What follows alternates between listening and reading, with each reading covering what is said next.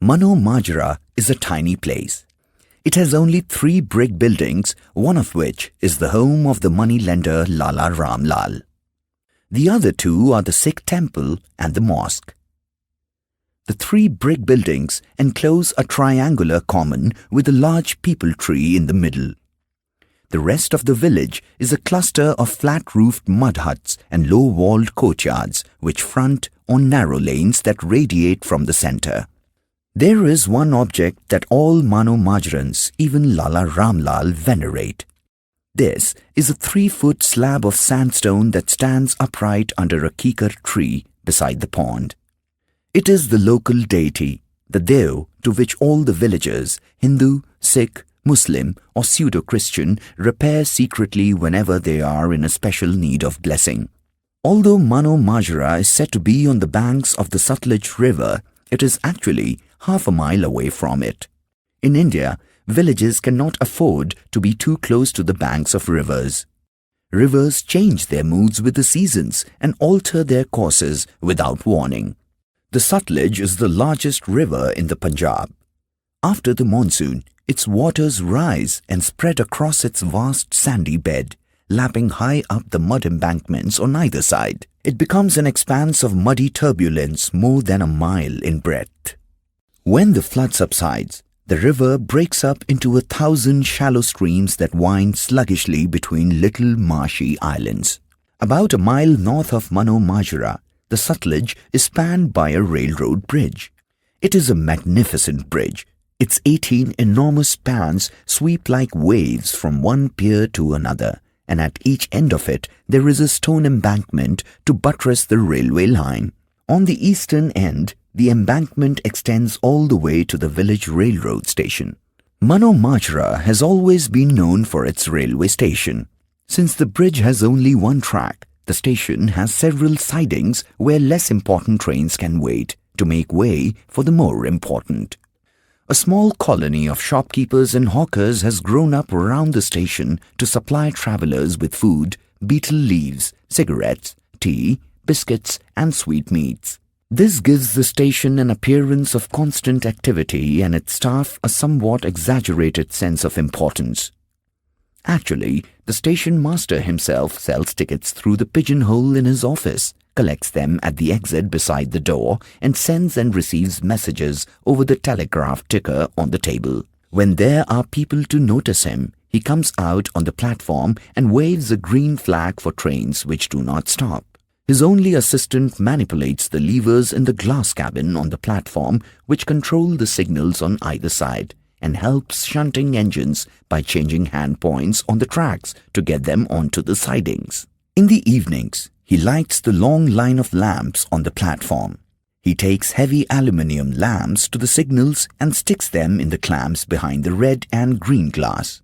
In the mornings, he brings them back and puts out the lights on the platform. Not many trains stop at Mano Majra. Express trains do not stop at all. Of the many slow passenger trains, only 2, one from Delhi to Lahore in the mornings and the other from Lahore to Delhi in the evenings, are scheduled to stop for a few minutes. The others stop only when they are held up. The only regular customers are the goods trains. Although Mano Majra seldom has any goods to send or receive, its station sidings are usually occupied by long rows of wagons. Each passing goods train spends hours shedding wagons and collecting others. After dark, when the countryside is steeped in silence, the whistling and puffing of engines, the banging of buffers and the clanking of iron couplings can be heard all through the night. All this has made Mano Majra very conscious of trains. Before daybreak, the mail train rushes through on its way to Lahore, and as it approaches the bridge, the driver invariably blows 2 long blasts on the whistle. In an instant, all Mano Majra comes awake. Crows begin to caw in the kikar trees. Bats fly back in long silent relays and begin to quarrel for their perches in the peepal. The mullah at the mosque knows that it is time for the morning prayer. He has a quick wash, stands facing west towards Mecca, and with his fingers in his ears, cries in long sonorous notes, Allahu Akbar. The priest at the Sikh temple lies in bed till the mullah has called. Then he too gets up, draws a bucket of water from the well in the temple courtyard, pours it over himself, and intones his prayer in monotonous sing-song to the sound of splashing water. By the time the 10:30 morning passenger train from Delhi comes in, life in Mano Majra has settled down to its dull daily routine. Men are in the fields. Women are busy with their daily chores. Children are out grazing cattle by the river. Persian wheels squeak and groan as bullocks go round and round, prodded on by curses and the jabs of goads in their hindquarters. Sparrows fly about the roofs, trailing straw in their beaks. Pie dogs seek the shade of the long mud walls. Bats settle their arguments, fold their wings, and suspend themselves in sleep. As the midday express goes by, Mano Majra stops to rest. Men and children come home for dinner and the siesta hour. When they have eaten, the men gather in the shade of the peepal tree and sit on the wooden platforms and talk and doze. Boys ride their buffaloes into the pond, jump off their backs and splash about in the muddy water. Girls play under the trees.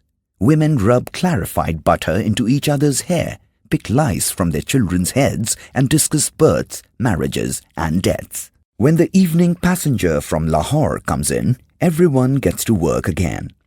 The cattle are rounded up and driven back home to be milked and locked in for the night.